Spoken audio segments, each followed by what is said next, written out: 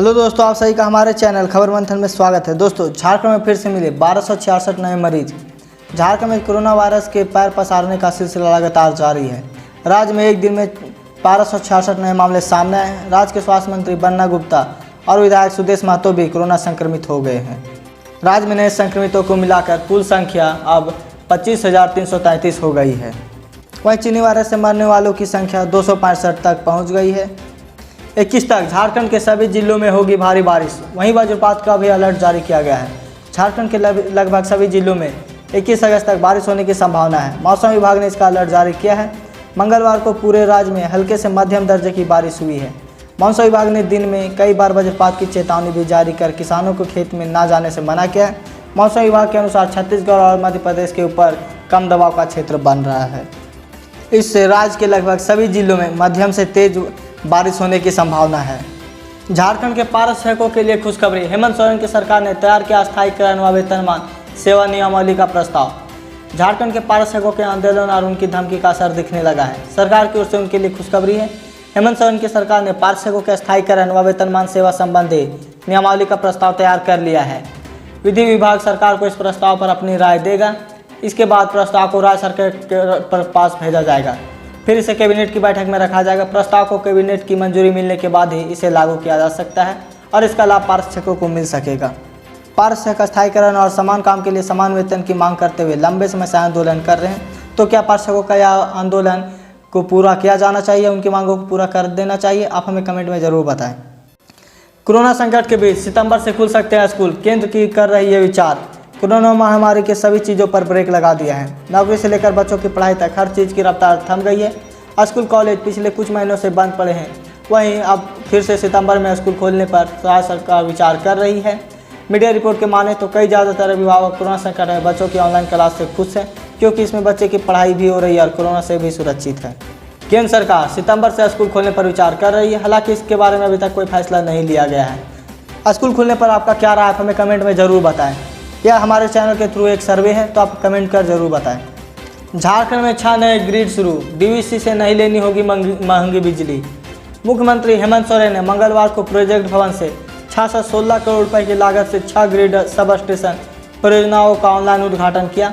उन्होंने कहा कि गढ़वा गिरिडीह जीसीडी जमुआ सरिया ग्रिड सब स्टेशन के साथ दुमका गोड्डा संचालन लाइन से इन क्षेत्रों में गुणवत्तापूर्ण और निर्बाध बिजली आपूर्ति का सपना पूरा हुआ है। कोरोना काल में परियोजनाओं को पूरा करने का ऐतिहासिक उपलब्धि है। उन्होंने कहा कि परियोजनाओं के शुरू होने से बिजली आपूर्ति के क्षेत्र में बड़े पैमाने पर बदलाव होगा और वहीं अब डीवीसी से महंगी बिजली भी नहीं लेनी पड़ेगी।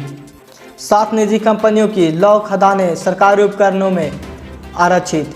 कैबिनेट ने साफ ब्रदर सहित 7 कंपनियां को दी गई लौ अयस्क खदान को राज्य सरकार के उपकरणों के लिए आरक्षित करने का फैसला किया है। इन कंपनियों को कुल 178 करोड़ हेक्टेयर क्षेत्रफल पर लौह अयस्क खनन के लिए लीज पर दी गई है। वर्ष 2015 में संशोधित खान अधिनियम में निहित प्रावधानों के तहत इन कंपनियों को दी गई लीज की अवधि 31 मार्च 2020 तक खत्म हो गई है। भारत सरकार ने राज्य के लौह अयस्क खनन क्षेत्र को 2 हिस्सों में बांटा है। माइनिंग जोन में भी लौह अयस्क निकालने की सीमा निर्धारित की गई है, इसलिए राज्य के उपक्रमों के लिए लौह अयस्क को सुरक्षित करना जरूरी है। धोनी के लिए आईपीएल के बाद फेयरवेल मैच की तैयारी कर रहा है बीसीसीआई। पूर्व भारतीय कप्तान महेंद्र सिंह धोनी ने स्वतंत्रता दिवस की शाम को अचानक से इंटरनेशनल क्रिकेट से संन्यास लेने की घोषणा की थी। वे पिछले 1 साल से टीम में से बाहर थे। इस फैसले के बाद खेल जगत के कई दिग्गज और माई के फैंस लेजेंड के लिए एक फेयरवेल मैच की मांग कर रहे हैं। इस पर बीसीसीआई के एक सीनियर अधिकारी ने बताया कि बोर्ड धोनी के लिए एक फेयरवेल मैच कराने की तैयारी कर रहा है। इसके लिए उनसे बात भी जारी है। धोनी के साथ 1 घंटे बाद ही उनकी करीबी दोस्ती सुरेश रैना ने भी रिटायरमेंट ले लिया था। धोनी ने पिछले मैच जुलाई 2019 में वर्ल्ड कप का फाइनल खेला था। क्या धोनी को एक बार फिर से एक फेयरवेल मैच खेलना चाहिए? आप हमें कमेंट में अपना राय जरूर बताएं। यूपी में उग्रवादियों पर सख्त योगी सरकार। सार्वजनिक और निजी संपत्ति को नुकसान पहुंचाने वालों से होगी वसूली। उत्तर प्रदेश की योगी सरकार उपद्रवियों और दंगइयों पर सख्त नज़र आ रही है।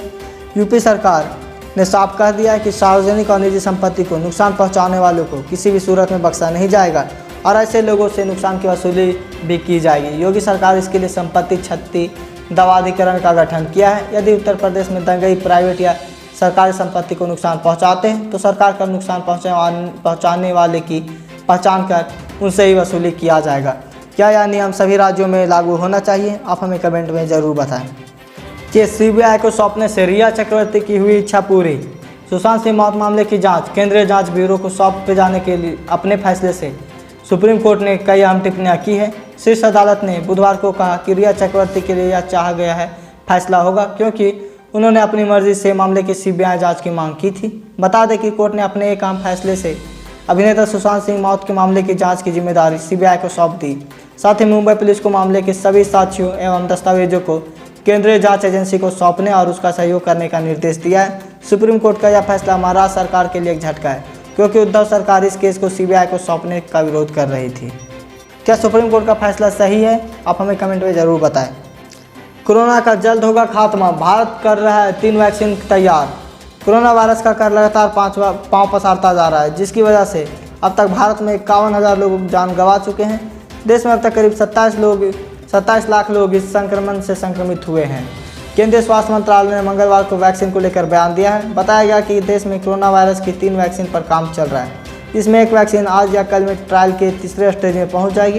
हालांकि वैक्सीन कब तक बनकर तैयार होगी, इसकी भी अभी कोई जानकारी नहीं दी गई है। स्वास्थ्य मंत्रालय ने भी बताया ऑक्सफोर्ड की वैक्सीन इस हफ्ते ट्रायल के लिए तीसरे स्टेज में पहुंचेगी। ड्रीम 11 को सिर्फ 2020 की मिली स्पॉन्सरशिप। बीसीसीआई ने ठुकराई 2020-21 और 2022 की बोली।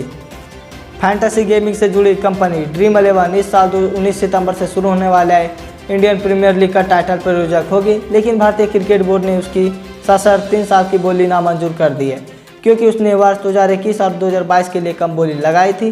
ड्रीम 11 ने शिक्षा तकनीकी से जुड़ी कंपनियां बायजूस और अनअकैडमी को पीछे छोड़कर 222 करोड़ रुपए में 4 महीने 13 दिन के लिए प्रायोजक अधिकार हासिल किया है। वह चीनी मोबाइल फ़ोन कंपनी वीवो का स्थान लेगी।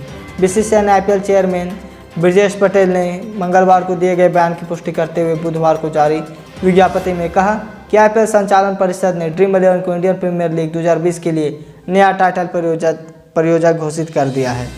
राफेल से घबराया चीन, लद्दाख के पास तैनात किए J-20 लड़ाकू विमान। राफेल से घबराए चीन ने लद्दाख से 200 मील दूरी स्थित अपने होटल एयरबेस पर अपने सबसे आधुनिक चेगुड J-20 स्टील्थ फाइटर जेट तैनात कर दिया है। सैटेलाइट इमेज में चीन के होटन एयरबेस पर 2 J-20 फाइटर जेट की तैनाती देखा गया है। इससे पहले इन फाइटर जेट को इस एयरबेस पर पहले नहीं देखा गया था। चीनी मीडिया ने J-20 जेट की तस्वीरें वायरल हो रही है। लद्दाख के पास J-20 जेट की तैनाती भारत और चीन के बीच तनाव और ज़्यादा बढ़ा सकती है। चीन के होटन एयरबेस पर J-20 फाइटर जेट की तैनाती पर चीन के स्ट्रीट मीडिया ने कहा कि इस मामले को इतना तूल देने की ज़रूरत नहीं। स्वास्थ्य मंत्री को कोरोना की पुष्टि के बाद सीएम समेत पूरी कैबिनेट होम क्वारंटीन, सभी कार्यक्रम रद्द। झारखंड के मुख्यमंत्री हेमंत सोरेन ने अपने आप को सेल्फ क्वारंटीन कर लिया है। सोरेन राज्य के स्वास्थ्य मंत्री बन्ना गुप्ता से कैबिनेट बैठक के दौरान मिले थे। बन्ना गुप्ता कोरोना पॉजिटिव पाए गए। हेमंत सोरेन बुधवार को अपना सारा कार्यक्रम रद्द कर दिया। 20 अगस्त को मुख्यमंत्री का दुमका में होने वाला कार्यक्रम भी रद्द कर दिया गया है। झारखंड के स्वास्थ्य मंत्री बन्ना गुप्ता मंगलवार को कोरोना पॉजिटिव पाए गए, जिसके बाद हेमंत सोरेन ने खुद को होम क्वारंटीन कर लिया है।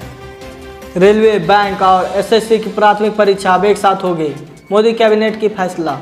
अगर आप ऐसे भी परीक्षार्थी जो रेलवे भर्ती बोर्ड, कर्मचारी चयन आयोग और IBPS के जरिए होने वाली परीक्षाओं की तैयारी कर रहे हैं, तो जल्दी आपको पहले चरण की अलग अलग परीक्षाओं में भाग लेने की ज़रूरत नहीं पड़ेगी। ऐसा प्रधानमंत्री नरेंद्र मोदी की अगुवाई में आज हुई केंद्रीय कैबिनेट की बैठक में एक फैसले के बाद संभव हुआ है। कैबिनेट ने ग्रुप बी और ग्रुप सी स्तर के पदों की नियुक्ति के लिए रेलवे भर्ती बोर्ड, कर्मचारी चयन आयोग और IBPS की ओर से आयोजित होने वाली भर्ती परीक्षाओं के प्रारंभिक चरण के लिए आयोजित करने का फैसला किया है और इसे कॉमन एलिजिबिलिटी टेस्ट के द्वारा किया जाएगा। 26 अगस्त से इन जगहों के लिए शुरू हो जाएगी उड़ानें। कोरोना वायरस के चलते सबसे अधिक हवाई यात्रा प्रभावित हुई है। उड़ानों को शुरू करने की अनुमति मिलने के बाद अब इंडिगो एयरलाइंस ने अपनी बंद पड़ी उड़ानों को एक बार फिर से शुरू करने का प्लान बनाया है। इंडिगो ने 26 अगस्त से भोपाल से लखनऊ रूट के लिए फ्लाइट शुरू होने जा रही है। साथ ही 1 सितंबर से प्रयागराज, कोलकाता एवं सूरत के लिए उड़ानें शुरू हो जा रही है। इंडिगो ने ऐलान किया कि भोपाल से लखनऊ के बीच पहली उड़ान 26 अगस्त बुधवार को होगी। बाइकआउट चाइना के बावजूद चीन की एक कंपनी आना चाहती है भारत, करेगी 7500 करोड़ निवेश। एक तरफ भारत चीन सामानों का बहिष्कार कर रहे हैं, वहीं दूसरी तरफ चीन की SUV बनाने वाली कंपनी मेक इन इंडिया के लिए भारत आने वाला है। इस कंपनी का नाम ग्रेट ऑल मोटर्स, जिसने फरवरी में तेलंगाना में जनरल मोटर का एक फैक्ट्री 950 करोड़ रुपये में खरीद ली है। बता दें कि कंपनी भारत के तेज़ी से बढ़ते एसयूवी बाजार में कुल $1 करोड़ निवेश करने की योजना बनाई है। इसी के तहत फिलहाल कंपनी का इंतजार में है कि भारत सरकार चीन की कंपनी को FDI की अनुमति दे दे। चीन के कई अन्य कंपनियों भी अब काफ़ी नज़दीक देख रहे हैं जो भारत में कारोबार करना चाहते हैं। तो क्या भारत में फिर से चीनी कंपनियों का प्रवेश शुरू कर देना चाहिए या नहीं, आप हमें कमेंट में ज़रूर बताएं। 41 दिनों में PM स्वनिधि योजना में 5,68,000 से अधिक लोग जुड़े हैं। आवास एवं शहरी कार्य राज्य मंत्री हरदीप सिंह पुरी ने शहरी विकास मंत्रियों, मुख्य सचिव, UD सचिव और कलेक्टर, SSP, नगर आयुक्तों, 125 शहर के मुख्य कार्यकारी अधिकारियों के साथ प्रधानमंत्री स्ट्रीट वेंडर आत्मनिर्भर निधि योजना के संदर्भ में बातचीत की। इस योजना को रेहड़ी वालों और स्ट्रीट विक्रेताओं को अपने व्यवसाय को फिर से शुरू करने के लिए कार्यशील पूंजी के लिए ऋण उपलब्ध कराने की शुरू की गई। इस योजना में विक्रेताओं को ऋण सुविधा प्रदान करती है, लेकिन यह सुनिश्चित करने की आवश्यकता है कि वे उत्पीड़न मुक्त वातावरण में व्यापार करने में सक्षम हो सकते हैं।